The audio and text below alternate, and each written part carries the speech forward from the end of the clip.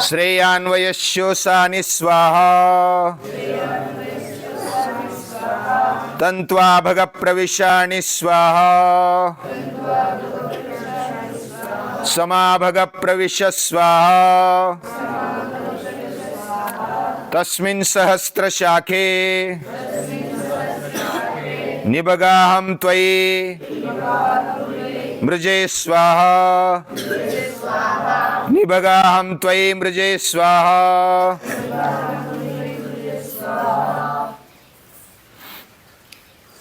तैत्तिरीय उपनिषद यह वेदांत है, यानी वेदों का अंतिम भाग।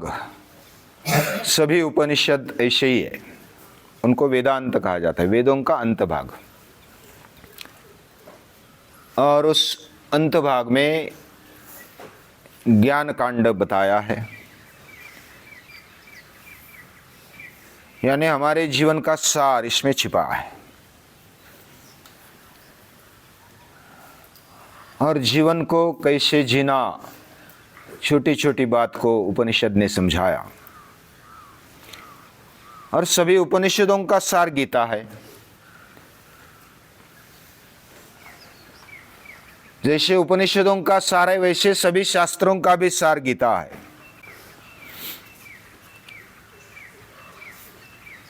यानी जो भी हमें कहना है वह उपनिषद बहुत ही स्पष्टता से कहते हैं। हमारा जीवन तेजस्वी हो, समृद्ध हो और विनम्र भी हो, भाव भक्ति से भरा भी हो, ऐसे हमारे ऋषि मुनि चाहते हैं, उपनिषद चाहते हैं, गीता चाहती है, हमारे पूर्वज चाहते हैं। हमारा जीवन बुद्धि से युक्त हो, और बुद्धि भी कैसी हो, प्रज्ञा हो, यानी विवेकशील बुद्धि। केवल विचार करना यहां तक काफी नहीं है, विचार करते करते विवेक तक जाना अविवेक ख्याति है। यानी जो भी योग्य या तो अयोग्य, या तो हमारे जीवन के लिए जो सबसे बढ़िया है, वह निर्णय हम करने के लिए तत्पर होने चाहिए। उसके लिए बुद्धि बल की आवश्यकता होती है, और बुद्धि बल यानी विवेक बल। इसके साथ साथ हमें वित्त बल भी चाहिए, और वित्त बल यह बुद्धि के बाद आए तो बहुत अच्छा, क्योंकि खर्च करने की अकल होनी चाहिए। संपत्ति कैसे उपयोग की जाए, उसका विनियोग कैसे किया जाए, ये समझना तो चाहिए। केवल कोई वस्तु आ गई या तो संपत्ति आ गई, धन आ गया, लेकिन अकल नहीं है, तो उल्टा हमारा विनाश कर देगी। ये भी शक्ति है, वित्त शक्ति है, वह भी हमारे पास आ जाए, लेकिन बुद्धि बल पहले आ जाए। उसके बाद उपनिषद मांगते हैं हमारे पास मनुष्य शक्ति भी आ जाए, और वो भी प्रज्ञावान, वेदों का अभ्यास करने वाले, विवेकशील, अपने इंद्रियों पर कंट्रोल पाने वाले, संयमी, और पूर्ण जीवन को दैवी बनाने वाले।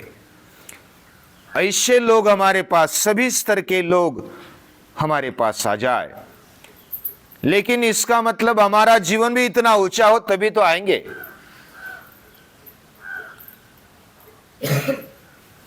और यशो जने सानि स्वाहा, हमारा जीवन में यश प्राप्त हो।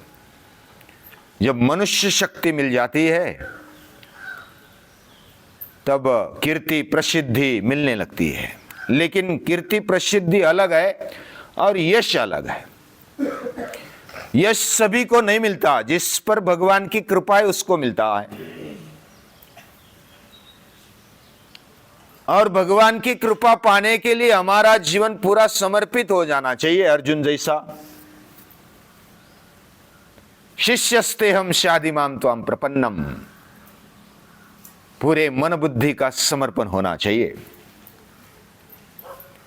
तू जो भी निर्णय लेगा, तू जो भी संकल्प लेगा, करिष्ये वचनं तव, मेरा संकल्प ये तेरा ही संकल्प है, मेरा निर्णय ये तेरा ही निर्णय है। यानी मेरा अलग से संकल्प नहीं है, मेरा अलग से निर्णय नहीं है। ऐसी जब बात आ जाती है तब भगवान में समर्पण सही हुआ ऐसा कहा जा सकता है। और समर्पण जब है तब कृपा, तब हमें यश सही अर्थ में मिलता है। दुर्योधन के पास भी सब कुछ था, रावण के पास भी सब कुछ था। दुर्योधन तो ऐसा बोलता है, जानामि धर्मम न च मे प्रवृत्ति, मैं धर्म जानता हूं लेकिन मुझे प्रवृत्ति नहीं होती। जानाम्य धर्मम, मैं अधर्म भी जानता हूं, न च मे निवृत्ति, मेरी निवृत्ति नहीं होती, यानी कि मैं उसको छोड़ नहीं पाता। उसने भगवान को अपना मन अपनी बुद्धि नहीं दी, और यह समर्पण न होने के कारण प्रसिद्धि तो मिली, दुर्योधन का नाम हम आज भी लेते हैं, लेकिन वो यश नहीं है। अर्जुन का नाम भी लेते हैं, वो यश है, क्योंकि उनके पीछे भगवान की कृपा जुड़ी है। उन्होंने अपना जीवन, अपनी मन, अपना बुद्धि समर्पित कर दिया है, और ऐसा एक दूसरे में समर्पित किया है। तंत्वा भग प्रविशाणि स्वाहा, मैं आप में प्रवेश करूं, हे भगवान, हे प्रभु, मैं तुझ में प्रवेश करूं।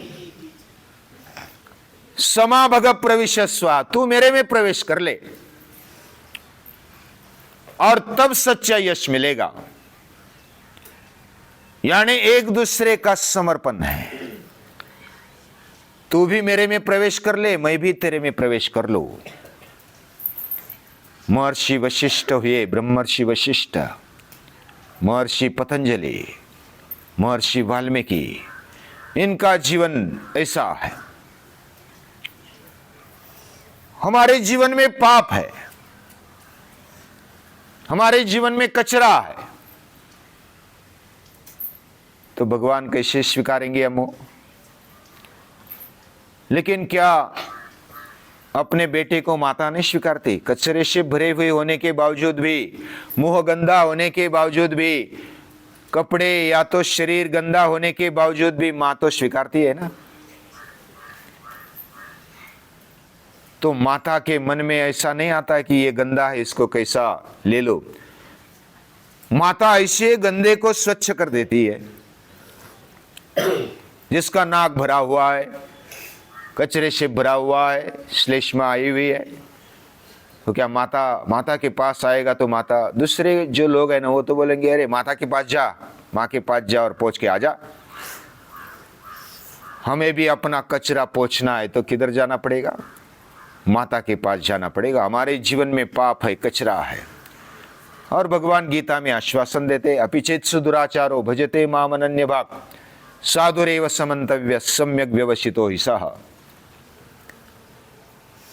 कितना भी दुराचारी क्यों ना हो, जैसे मां अपने बेटे को पास लेती है, उसको स्वच्छ करती है, शुद्ध करती है, फिर समाज में छोड़ देती है। और जो भगवान के बन गए, भगवान ने जिनको गोद में ले लिया, ऐसे महर्षि वशिष्ठ है, पतंजलि है, वाल्मीकि है, वेदव्यास जी है, उनका जीवन अभी ऐसा कोई कहेंगे कि वाल्मीकि पहले तो वाल्याकोड़ी थे, उन्होंने तो बहुत पाप किए थे। और तुलसीदास जैसे तो कैसा जीवन था, उनका भी वर्णन हम कहानी में सुनते हैं। लेकिन जब वो भगवान के बन जाते हैं, अपने माँ के पास चले जाते हैं, तो हमें उनके पापों के बारे में, उनकी गंदगी के बारे में बोलने का भी अधिकार नहीं है। वह जीवन ऊंचा हो जाता है जब वो भगवान के बन जाते हैं। कोई भी लड़की, समझो कि गांव की छोटी लड़की है, अभी युवान बन गई, सब उसकी चेष्टा मस्करी करते हैं, लेकिन जब वो रानी बन जाती है, किसी राजा की पत्नी बन जाती है, तो उसकी ऊंचाई बढ़ जाती है, उसके सामने बोलने की किसी की हिम्मत नहीं होती। जब तक शादी नहीं की थी तब तक कोई भी उसकी टिंगल करता था, टवाड़ी करता था, लेकिन जब रानी बन गई तो फिर उसको नमस्कार करने लगे। भगवान के हम बन जाते हैं तो हमें नमस्कार होता है, उसकी फिर मस्करी नहीं होती। वे भगवान के बन गए, तुलसीदास भगवान के बन गए, वाल्मीकि भगवान के बन गए, महर्षि पतंजलि बन गए। हमारा जीवन भी वैसा ही हो। भगवान हम में प्रवेश करे और हम भगवान में प्रवेश करें। हमारे पास कचरा है, हमारे पास पाप है, तो क्या भगवान नहीं स्वीकारेंगे? भगवान तो लेने के लिए तैयार है। क्या हम समर्पण करने के लिए तैयार है? क्या हम पूरे दिल से, अंतःकरण से भगवान के पास जाने के लिए तैयार है? हम वस्तु को, धन को छोड़ना नहीं चाहते। यह भी मिलेगा, लेकिन वो बहुत छोटी बात है। इस चराचर को, सृष्टि को बनाने वाली शक्ति, ये सब धन संपत्ति जिसने निर्माण की, रत्न, बाकी धन संपत्ति जिसने निर्माण की है, वो बनाने वाला अगर मेरा हो जाए, बाकी सब कुछ मेरा है। और वो समझ में नहीं आता। तस्मिन सहस्त्र शाखे, उसकी सहस्त्र शाखाएं, वो अलग अलग भूमिका में हमें दिखता है। हजारों ऐसे हाथों से वो हमें मदद करता है, लेकिन हमें समझ में नहीं आता। ये सृष्टि में वैविध्य है, ये पूरा ब्रह्मांड वैविध्य से भरा हुआ है। उसके हजारों हाथ है, उसकी हजारों आंखें हैं। ओम सहस्त्र शीर्ष पुरुष सहस्त्राक्ष सहस्त्रपाद, उसके हजारों हाथ है। ऐसे हाथों के द्वारा हमें वो संभालता है। यानी कभी छोटों के द्वारा संभालता है, हमें आधार देता है, हमें मजबूत बनाता है। कभी शत्रु के द्वारा भी निंदा करके हमें मजबूत बना देता है। यानी हमारे जीवन को सही बनाने के लिए वो अलग अलग तरीके का अनुभव देता है। क्या हम उसको समझ पाते हैं? सहस्त्र शाखे निबगाम त्वयि मृजे स्वाहा। मेरे अंदर जो गलत विचार आते हैं, मन में आते, गलत संकल्प आते, गलत निर्णय मैं लेता हूं, उसको मिटाने वाला इस दुनिया में कोई नहीं, तू है। और तू मेरे पाप, मेरे कचरे, उसको स्वच्छ कर दे, हटा दे। ये प्रार्थना है। हमारा जीवन ऐसा निष्पाप हो, निष्कलंक हो, तब हम भगवान के बन जाते हैं। और भगवान का बन जाना यानी भगवान ने हमें स्वीकारना, हमारी खुद की भी तैयारी होनी चाहिए। भगवान तैयार है, हमारी खुद की तैयारी है क्या? भगवान भी उसको ही गोद में उठाते हैं, स्वच्छ करके उठाते हैं, लेकिन स्वच्छ करते करते हमें तकलीफ होती है, हम छोड़ना नहीं चाहते। भगवान की गोद में बैठने के लिए छोड़ने की तैयारी होनी चाहिए। हे भगवान, हमें बुद्धि बल चाहिए, वित्त बल भी चाहिए, हमें मनुष्य बल चाहिए, हमें यश चाहिए, हमें साधन संपत्ति ऐसी चाहिए जो आपके काम आ जाए। यानी श्रेय जिससे हो, हमारे वस्तु से, हमारे पदार्थ से, हमारे धन से, हमारे बुद्धि से, हमारे वित्त से, हमारे पास जो भी है वह श्रेयान वयस्योसानि स्वाहा। और ये कब होगा? जब तू मेरा, मैं तेरा हो जाऊंगा, तब ये होगा। जब शादी हो जाती है, जब दोनों पति पत्नी इकट्ठा हो जाते हैं, तब जो पत्नी है ना, वो बिंदास समाज में घूमती है और कुमकुम लगाया है, उसके नाम से मंगलसूत्र पहना है, तो फिर तिरछी नजर से उसकी तरफ कोई देखता नहीं।